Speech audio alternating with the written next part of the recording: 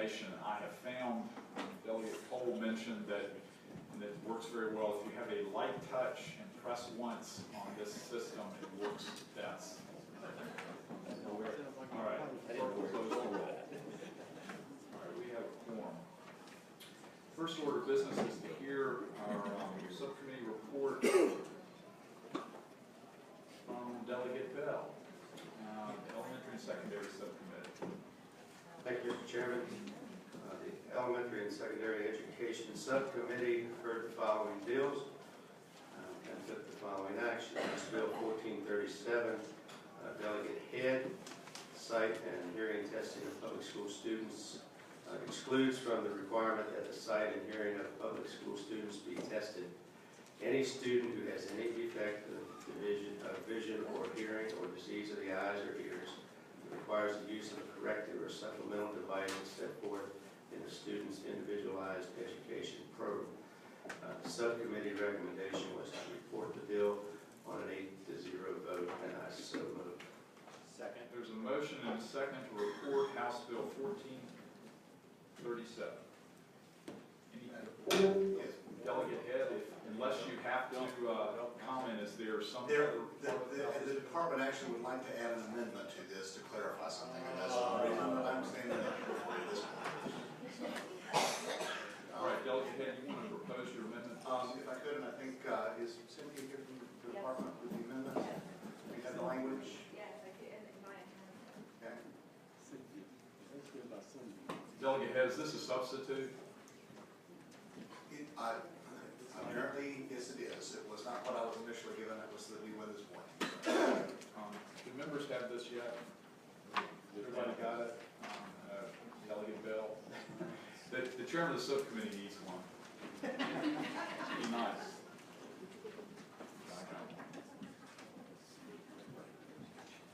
Okay, Delegate Head, since nobody has seen this before, can you tell us what the difference between what the subcommittee is just recommended to report and seconded, which is the motion we have before us, and what this substitute does?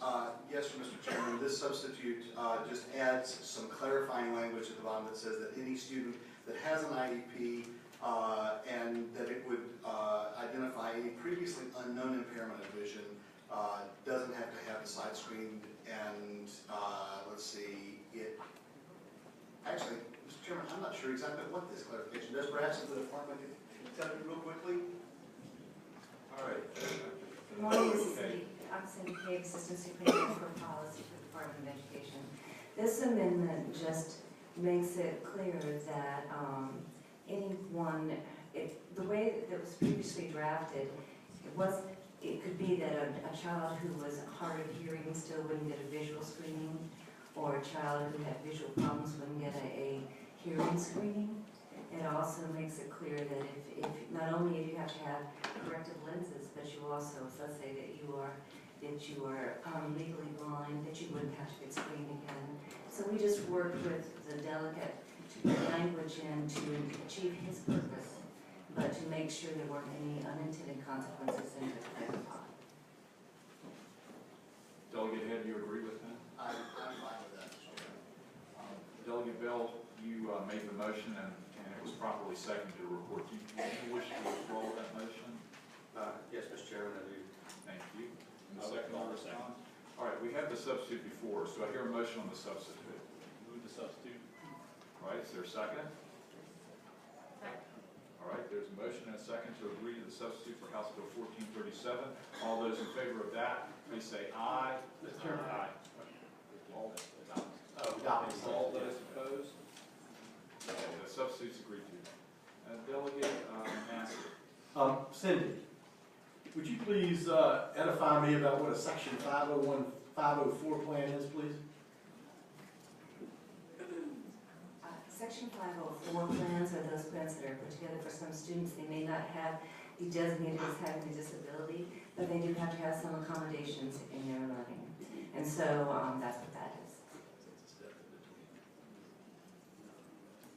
All right, what's your pleasure on the bill? Move to report the substitute. There's a motion and a second to report the substitute for House Bill 1437. Any other members have questions? Any member of the public that hasn't spoken on this issue in subcommittee wish to speak? All those in favor of reporting House Bill 1437 as a substitute, please record your vote on the electronic voting system.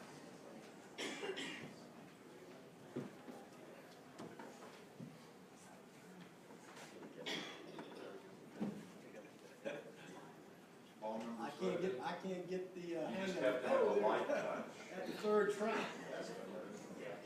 did the same thing 3 times. I'm gonna make sure everybody's voted. All right, clerk will close the roll. That bill's reported 16-0. Thank you, Delegate Bell. All right, Delegate Bell. Mr. Chairman, House Bill 1490 requires each school board member who is relieved from the duties of his office by reason of engaging in the war service of the United States when called forth by the governor or being called to active duty in the armed forces of the United States to designate some suitable person to perform the duties of such office as acting school board member during the period in which the regular school board member is engaged in such war service or active duty, or submit to the school board a list of names of suitable persons to perform the duties of such office as acting school board member during the period in which the regular school board member is engaged in such war service or active duty, in which case the school board is required to appoint an acting school board member from such list of names. The bill provides that during such period, the acting school board member shall be vested with all the powers, authority, rights, and duties of the regular school board member for whom he is acting. The subcommittee recommendation was to recommend reporting the bill on a vote of 6-2, and I would so move. All right, there's a motion. Is there a second to report House Bill 1490? I hear a second. All right. Delegate Greason. Thank you, Mr. Chairman. I don't mean to trespass on the subcommittee chairman's time too much, but was there any discussion in the subcommittee about the individual board member having the authority to pick his or her own replacement? And Mr. Chairman, I'd ask the subcommittee chair, is there a precedent where we allow the individual board members to pick their own replacement in any other part of the code? Mr. Chairman, we did have discussion. I don't know that there's a precedent, and I don't know that we discussed any precedents.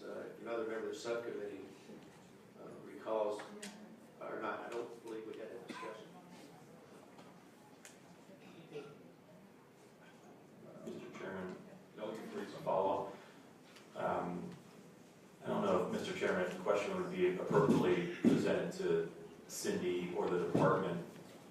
It just jumps out at me that I don't remember seeing an individual member being able to select their own replacement. And maybe someone can enlighten me, maybe counsel, Mr. Chairman, I'm not sure, I apologize. Ryan, do we allow that authority anywhere else in the code? And these are elected school board members? Okay. Mr. Chairman, Doug Greason, I think if you kind of look at the current law, which is now subsection A of this section on lines 15 to 25, that sets out what happens now, which is that the officer body authorized to fill vacancies on one of these boards would be the one that designates the replacement. So, and I'm not sure if any current exceptions to that. Law. Thank you, Mr. Chairman. All right, Delegate Greason, your question was answered basically that the board would make the replacement appointment. They would not, the individual would not select their replacement. Is that correct? Mr. Chairman, I understood that the counsel that Ryan said that's the current state of the law. The new law says that the individual can do it or can submit a list of names to the board to make the selection. So there's a change in the law that I'm not sure I agree with, but I'm happy to be quiet and just vote no. Any other questions related to House Bill 1490? Delegate Boulevard. Thank you, Mr. Chairman. And just a comment along what I think Delegate Greason was getting at, and why this gives me pause. It really is an exception to what we've traditionally done with respect to choosing a successor for somebody. I'm not quite sure this is a path that we want to go down, because it's not just from a list. This is either from a list, or you could simply just choose your successor. I know the patron, as he was giving his presentation, basically said you couldn't do this and he wouldn't want you to do this with any other elected office because those members can raise taxes and revenue. And he made a distinction with the school board only because they couldn't do that. I guess I would point out, Mr. Chairman, that my school board, Fairfax County, they run a budget of $2.8 billion. And so I don't care if they can raise taxes or not, that's a lot of money. Anyways, I hope we'll give this due consideration. Thank you. All right. Mr. Chairman, Delegate Bell. in view of the discussion, I'm going to withdraw my motion to report the bill until we can hopefully get the patron in here. We are asking that the patron come down, so if members can hold their questions till the patron gets here. I don't want to act on it since there's some concerns. We want to be fair to Delegate Marshall. Just as a public announcement, Delegate Lingenfeld. I have been informed that Delegate Marshall was in traffic. I don't know if he's in the building yet, but I do know that he is making his way here as quickly as he can, according to the Code of Virginia.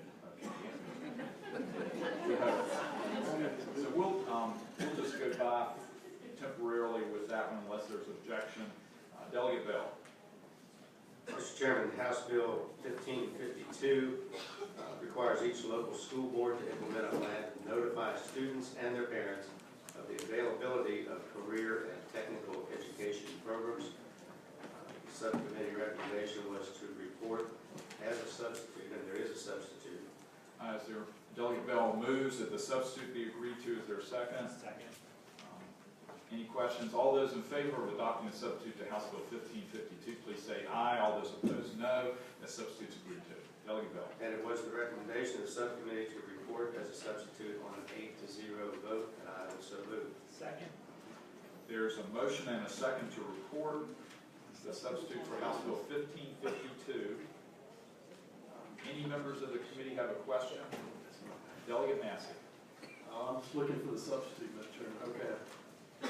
And could somebody tell me really quickly what the changes in the substitute are from what's on LIS? Delegate Bull? Delegate Bull? Yes, certainly, Mr. Chairman. The requirement for the local school divisions to provide a plan out for career and technical education is the same. The State Council for Higher Education also has a website that pushes out information, and so one of the things we added in there was the opportunity to get one of our readiness certificates through one of our community colleges, and so that's all that change does. Where is that? Oh, okay.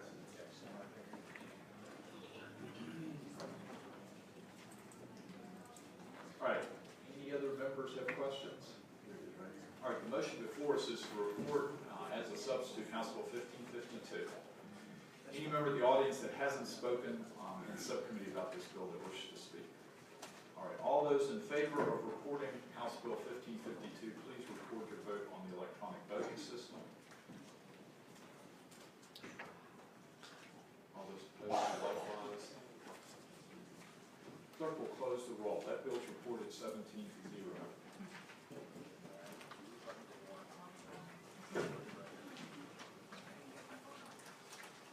And if for some reason your vote does not record, just let the clerk know and we'll make sure it gets recorded. Delegate Bell. Mr. Chairman, House Bill 1660 adds the Federalist Papers to a list of documents relating to Virginia history and the United States Constitution that are required to be explained and taught to students in public elementary, middle, and high schools. The bill requires the study of each such document to be incorporated into the appropriate standards of learning. The bill also requires the Department of Education to report biannually to the House Committee on Education and the Senate Committee on Education and Health on how such documents have been incorporated into the appropriate standards of learning and into curriculum. The subcommittee recommendation was to report the bill on a 6-2 vote, and I would so move. Second. All right, there's a motion and a second to report House Bill 1660. Any members of the committee have any questions? Any members of the audience that haven't spoken on this bill in subcommittee wish to speak on this bill? Ma'am, do you wish to speak on this bill? Yes, I do. And did you speak in subcommittee? No, I didn't. Now, come on up then. And just for members of the audience, if you haven't spoken before, just stand up at one of the columns there, and I'll try to notice that you're there. Yes, ma'am, if you can identify yourself for us. Yes, my name is Janet Clement. I am a recently retired public school teacher. I taught part-time. Ma'am, can you pull the microphone close to you, please? I didn't have it on. There we go.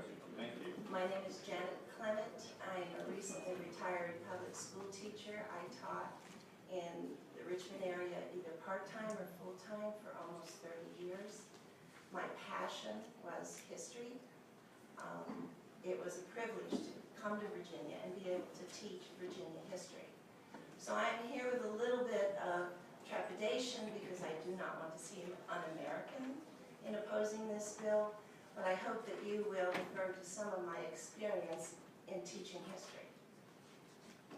First, as a teacher, one of the first things I would do if I received my SOLs and had to work the Federalist Papers into an elementary school teacher would to grab this little thing. If you're not familiar with Bloom's taxonomy, it sets a developmental level of what's appropriate, how to approach different topics.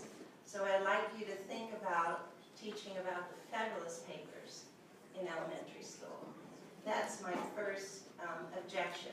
Secondly, as a good teacher, I have things to show you.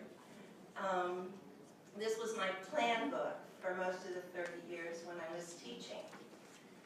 As a result of the increasing amount of documentation necessary to prove that I was teaching the SOLs, by the time I finished teaching, this was what I was required to do.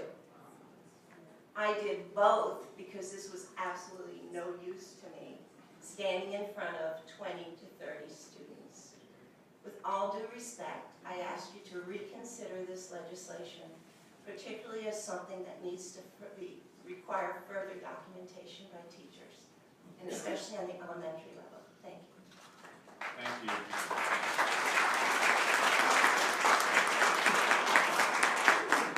All right, anyone else that hasn't spoken in the audience that wishes to speak?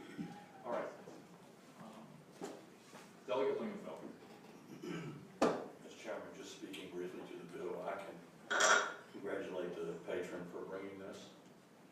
I think that one of the things that I have observed in the course of recent years, I've had the opportunity, and it's been a distinct pleasure, Mr. Chairman, to speak to both high school and middle school students on government. And what I have found, and by the way, Mr. Chairman, you know that I'm very hesitant to add more to what teachers are already dealing with, primarily because I am married to a teacher who's now retired. And she was a great coach. Every session I'd come down, she said, do me a favor, don't give me anything else to do. And I have pretty much stuck by that view. I don't read this bill, and I don't think the patron intends to write the SOL with this bill. I think what he's simply trying to do is highlight the importance of the Federalist Papers in understanding what it means to be a republic. I mean, I can't tell you, you've heard many people say, well, we're a democracy. No, we're not. We're a republic. And the Federalist Papers were very instructive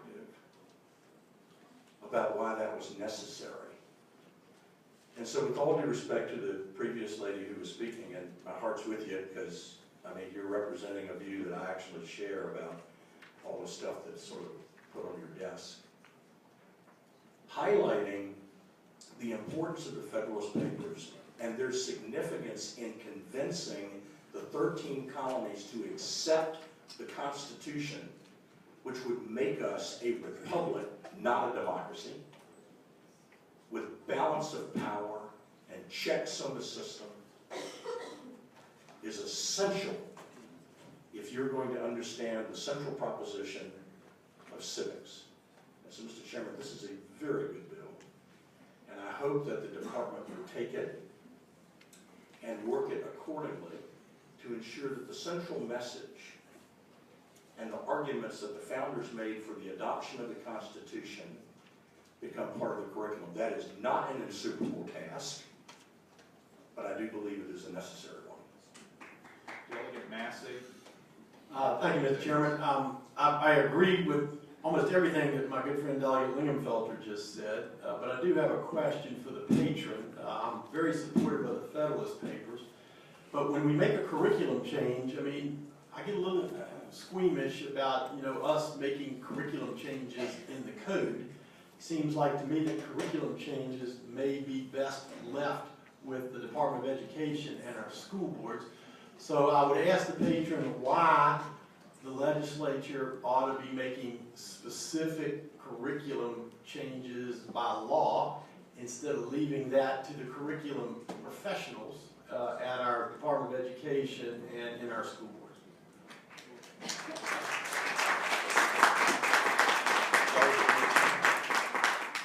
Mr. Chairman, thank you, Delegate Massey, thank you. I don't remember a bill that I've carried that's had so much vocal clapping, support, and opposition. So I appreciate the engagement. That's what this process is all about. Mr. Chairman, I am not an expert on the Federalist paper. In preparation for this bill, I reviewed them and I went through them. To be honest with you, Mr. Chairman, this bill is less about the Federalist papers as it is about the second part of the bill. The existing code suggests to you that we will, as a matter of fact, it says we shall, teach things like the Declaration of Independence and the Constitution of the United States, the Bill of Rights, the Statute of Religious Freedom, the Charters of Virginia Company, April 10, my favorite, the Charter of May 23rd. If you haven't read that, it's riveting, so read that at your leisure. But Mr. Chairman, we already lay out, and we say things like, you shall teach these things to our kids. When I talk to citizens, they question, I don't think anybody knows what's in the Constitution. I don't think anybody knows what's in the Declaration of Independence. And, it started getting me thinking, well, let me look. I don't know what the requirement is. And you know what? It says you shall do this. So whether we can debate the Federalist Papers or not, the second part of the bill is really what I'm trying to get at. If the code says we shall do this, then let's make sure we're doing it. And let's make sure we understand that it's built appropriately into the standards, into the curriculum, into the SOLs. And then let's make sure we're talking about it and we report on it. Otherwise, forget it, just don't do it. And so, Mr. Chairman, I hope everyone would look at the second part of the bill, which is the meat of what we're trying to do. You shall teach these things, and we shall report on them. And then we can have a conversation about whether the students are or aren't digesting the information and using it for future studies. But, Mr. Chairman, that's what this bill was intended to do, and I hope that provides some clarity, at least from my perspective, on why I thought it important to introduce it. Thank you, Mr. Chairman. Delegate Davis, then Delegate Hester. Thank you, Mr. Chairman. I just have a technical, question, and then I guess a clarification in the comment. The technical is on line 23, where it says, starts on 22, I guess, written examinations as to each such document. Is that correct?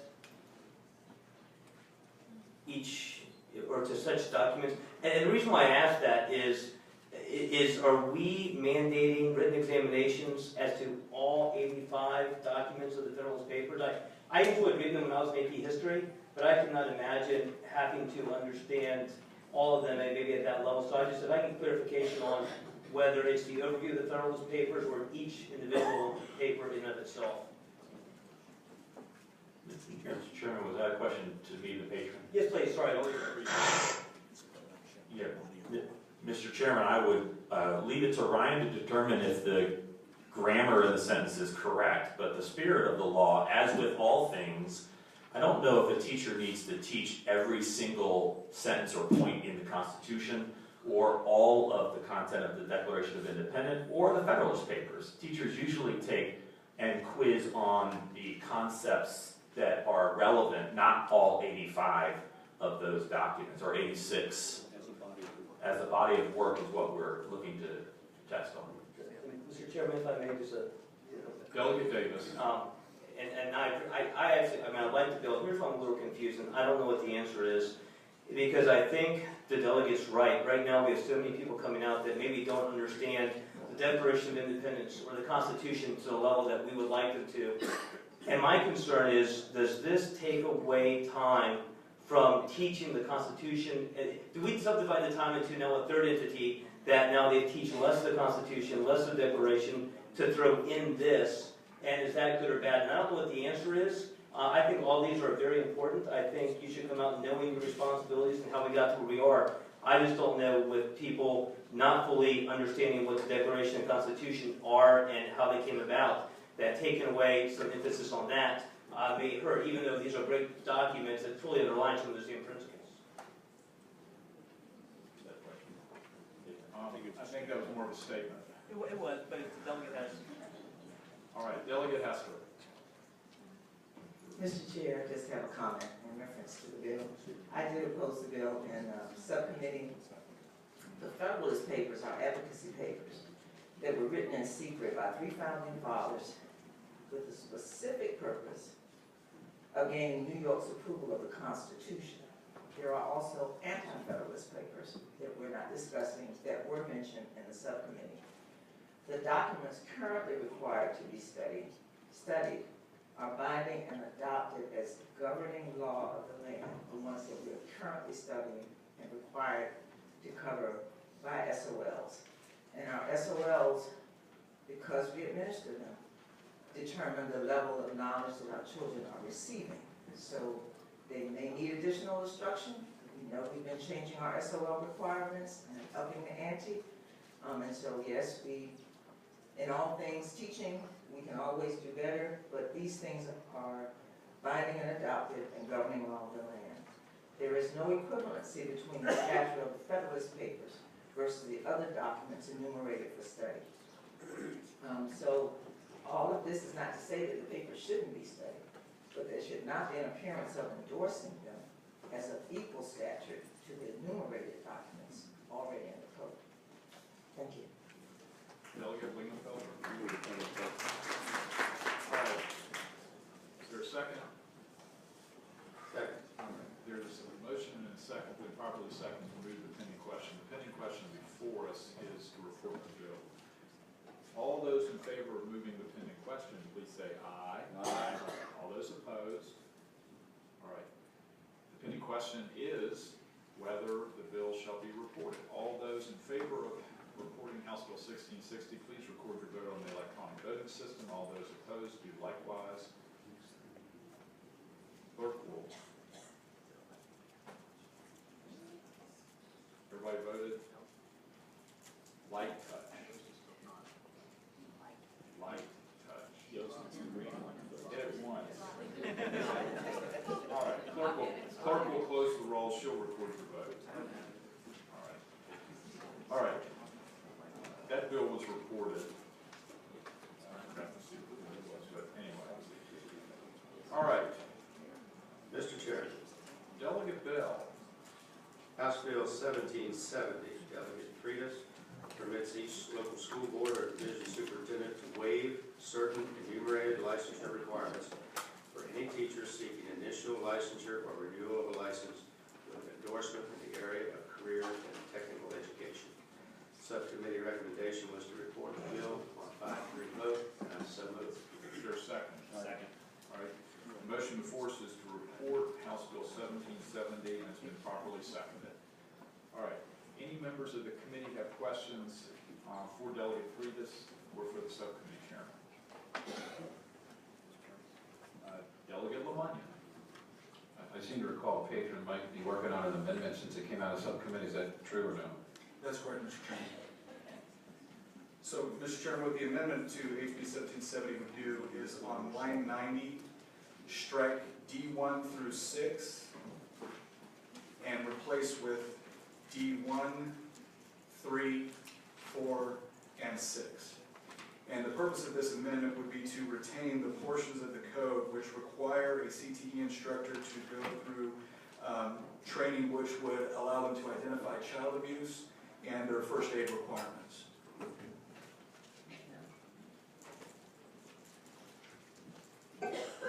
So, Mr. Chairman, first Delegate of Bell. all, may I withdraw my motion to report? Thank You you. didn't have the amendment. Is the seconder Yes. wish to withdraw the motion? Yes. mention that proposed amendment again one more time for Sure, us. Mr. Chairman. On line 90, strike D1 through 6, which are the current sections that we would be providing a local waiver for, and replace with D1, 3, 4, and 6. And all that does, Mr. Chairman, is it adds back in as a requirement the identification of child abuse training and the first aid requirements portions. So again, we would still be giving a lot of local control to our superintendents and our school board with respect to waiving certain requirements in order to be able to increase access to career technical education, but we would be maintaining those sections which deal specifically with child safety. Again, the child abuse identification training and the first aid requirements. All right, I've heard the amendment. Is anyone wish to propose those? So moved. Delegate Lemunion proposes that amendment, and it's been properly seconded. Any further questions of the subcommittee on that amendment? Delegate Bulldog? Well, thank you, Mr. Chair, and it's, this might not be the appropriate time, but I wanted to get a sense from the delegate whether he might be willing to entertain an additional amendment. And if I may, Mr. Chairman, I think this fixes a major problem because teachers are mandatory reporters, and so I definitely support the amendment we're doing here. Also support the concept of flexibility. I guess what I'm concerned about is that this deals with both initial licensure and also renewal of licenses. And so understanding what you're trying to do is get folks in the door so that we can address some shortage problems and provide flexibility. I'm not quite sure I'm sold that we shouldn't get all the rest of these for renewal of licenses. And so I guess my question to the delegate is, would you be open to making this just initial licensure as opposed to both initial and renewal? I don't think it would be at this time. Okay, sure. Thank you, Mr. Chairman. All right, any other questions for Delegate Frias? The report is amended. Let's adopt the amendment first. All those in favor? No, we didn't. Or did we? I don't think we did. We didn't vote on the amendment. My mind, not that foggy, it's only Monday morning.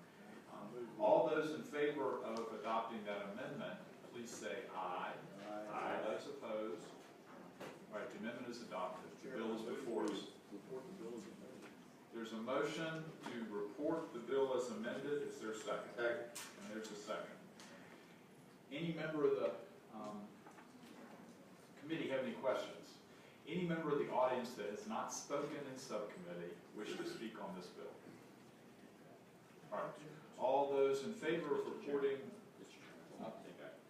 Sorry. I tried to do my request to speak, but are you showing it or not? No. Well, clerk will discord that roll.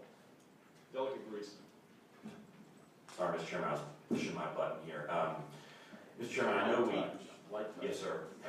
I know that we don't, by practice, try to reference other bills, but there are two licensure bills, one that belongs to Delegate Frias in my subcommittee tomorrow, and one that talks about telling the department to study all teacher licensure issues and come back with recommendations on how we might improve all of them. So while I am very supportive of this bill, I just bring to the chairman's attention and to other members' attention that there possibly could be a much larger discussion about teacher licensure. I'm going to support this bill, but I just wanted to let everybody know this is a portion of a much larger discussion that's happening in the other subcommittee, Mr. Chairman. Thank you.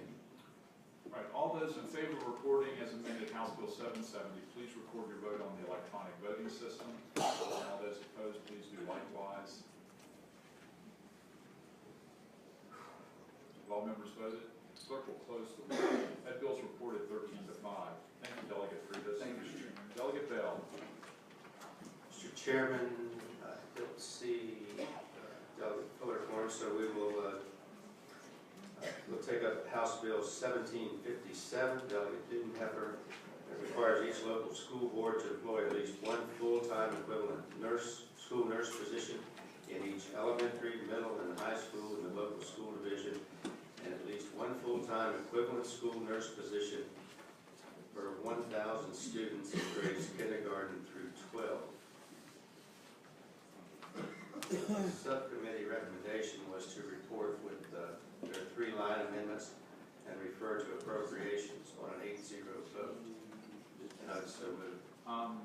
First of all, let's take up the line amendments. Delegate Bell has proposed adoption of the line amendments as recommended by the subcommittee for House Bill 1757. Is there a second? Second. All right, any discussion on those amendments? Delegate Lingenfelter? Not on the amendments, I'm sorry. Okay. All right. Mr. Chairman, Let's, Delegate Bell, let's adopt the amendments.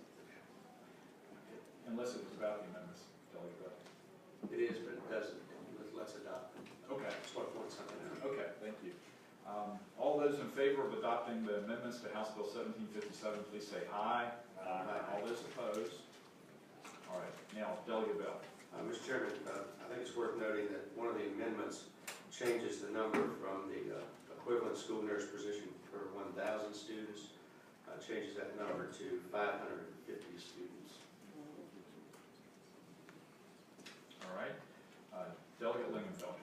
Mr. Chairman, just for my clarity, I do not see, well, I was not at this subcommittee, but can someone just educate us as to what the current requirement in the SOQs are with respect to school nurses? And I just kind of want to know what the current posture is with respect to the requirement. Cynthia, would you mind addressing it? Good. Morning again. Right now, within the standards of quality, Standard 2 talks about staffing ratios, but there's a category in Standard 2 that talks about support positions. And within that support position category are school social workers, school psychologists, school nurses, and other positions that are considered support, and they're lumped together. So, and what the standard says is that there's an appropriation for support services as a category, but there are no individual ratios for these particular positions. So for school nurses, there are no designated specific ratios for school nurses in the code at this time. So, follow up, Mr. Chairman. Delegate Lingenfelter. So let me understand, see, right now, all of these support positions are aggregated. So what I would assume that what Delegate Dudenhofer is attempting to do is carve out nurses from that and establish a ratio. So my question is, what is the current ratio in the law for, or in the regulations for this aggregated group of specialists? There really is, there's no ratio. It's funded as a category, and then school divisions have the option of using that money according to their needs for these positions. Follow-up question. There is one thing though I wanted to add. School nurses are pulled out. School nurses are pulled out as far as funding is concerned, so that amount of money can be provided for them based on practice. And now. Mr. Chairman, follow-up question. Delegate Lingenfelter. Can you share with us what our current funding schema is with respect to that? Do you know what that is? I don't. I don't know what our current funding scheme is. Meaning, how much are we providing now, or? Yes, in other words, how much state support is going towards this? I'll find that out. Mr. Chairman? Mr. Chairman? Delegate Lingenfelter. It's my understanding, just having a sidebar, that this bill would need to go to appropriations for us to examine the issue. I'm very supportive of nurses in schools. I mean, I think it's a no-brainer. The concern I have, quite frankly, is what's next. You know, are we going to begin to pull out other specialists from this aggregated group and say, well, now that we've done this for nurses, we can make a case for fill-in-one. And so I think we have to be very thoughtful about what we're doing here from a public policy viewpoint. And I do think that the Subcommittee on Education will give us a further vetting with respect to that policy issue. Cindy, I think it would be helpful to us to understand and gauge from you in that second look at this, so to speak, as to what the proper ratio should be and what the funding mechanism should be. I'm just curious about it. I do have some additional information on that, in terms of the practice, the estimated practice. It's a range, and we looked at an estimate of, right now, in the field of 1 per 660. But that's really not concrete kind of estimate because school divisions look at that function in different ways. Some school divisions use health department nurses, other school divisions use aides, and they look at so there are various approaches to how school nurses are counted.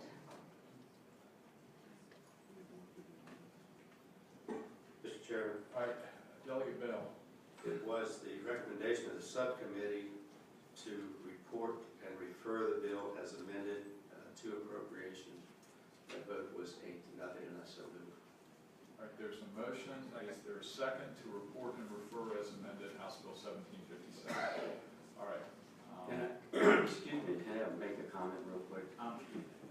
Yes, Delegate, I was going to come back to you at the end before we conclude. We've got Delegate Greason, who's no longer in his seat. I've got your button. Delegate Mr. Chairman, I appreciate a side note.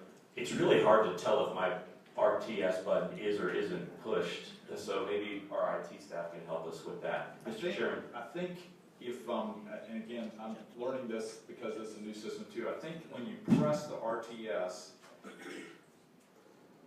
it comes up and it becomes bright white. Okay. Sounds good. It's better than less bright white, which is what it is. Anyway, Delegate Greason. Mr. Chairman, thank you very much. We'll get through this, one way or the other. Yes, Mr. Chairman, so I'm not going to support the motion. I'm not going to support this particular bill. The patron always comes forward with excellent bills based on experience and goodwill, and I think he definitely believes this is the right path, or he wouldn't have brought this bill forward. But Mr. Chairman, our job here at the full committee level is to talk about the policy. And so take nurses out of this. Do we really want to be telling localities that you shall staff based on a ratio when one school might need an extra IT person, and another school might need a librarian, another school might need a nurse, and another school might need somebody else, and us determining what that school needs is probably not the right path for us to go down. We talk about flexibility, we talk about funding without strings attached, and I think fundamentally this goes against what we've been working on the last couple of years. So notwithstanding the fact that it'll be hard to get it out of appropriations from a dollar standpoint, I think the policy is pushing us in the wrong direction. Mr. Chairman, I will be voting no on the bill. All right, Delegate Bulova and Delegate Lemonnier. Thank you, Mr. Chairman. This is a question for the patron. And so I understand there's two moving parts here, and one of them I'm more comfortable with the other, and I wanted to get some background. And so, the first part is making sure you have a physical nurse in each school. I can understand that because a physical health issue, and so you want to make sure somebody is physically in that building in order to address that. And so, not much flexibility you can provide there. I guess my question comes down to that 550 ratio that we're talking about, or any ratio for that matter. And so we tend to throw around big numbers, with respect to how many students per ratio, but I wanted to see, do you have some statistics or data that support why 550 is that right number that can be applied to every school system in Virginia? Mr. Chairman, the 550 brings us in compliance with the Department of Education study that they did and a recommendation. I had originally thought a higher ratio, but to bring it in compliance with the DOE recommendation, we changed it to 550. All right, any other questions of Delegate Dudenhofer or the subcommittee chairman? All right, Delegate Dudenhofer. Thank you. In response to Mr. Delegate Greason's comment, I really find it difficult to put nurses in the same category with IT people. We're talking about the health of children, where children, students now cannot go to school and take an aspirin by themselves. It's been my experience here that we've kind of cherry-picked various illnesses to provide special guidance, such as I think it was the delegates' EpiPen bill, where we mandated instruction. That bill was very personal to me. I have a very acute peanut allergy granddaughter, so I think it's necessary. But the nurses are kind of our general practitioners. They deal with a very broad cross-section of illnesses. When some people get up to speak, I mean, you know, there are horror stories about discussion about things such as diabetes treatment in the schools and the potential for much difficulty. I would like to point out too, Mr. Chairman, that this has a delayed implementation until July of 2018, so that some of these financial issues can be addressed. But again, I picked out, with a meeting with the nurses, these recommendations because I feel that the need is incredible. I get, every day my email box gets filled up with testimonies from nurses about one nurse for 3,000 students. I mean, that, to me, that's outrageous. One nurse per 4 schools where they share. I think these things definitely rise above the level of some of the other recommendations in the DOE recommendations, and I sincerely ask the committee to report it.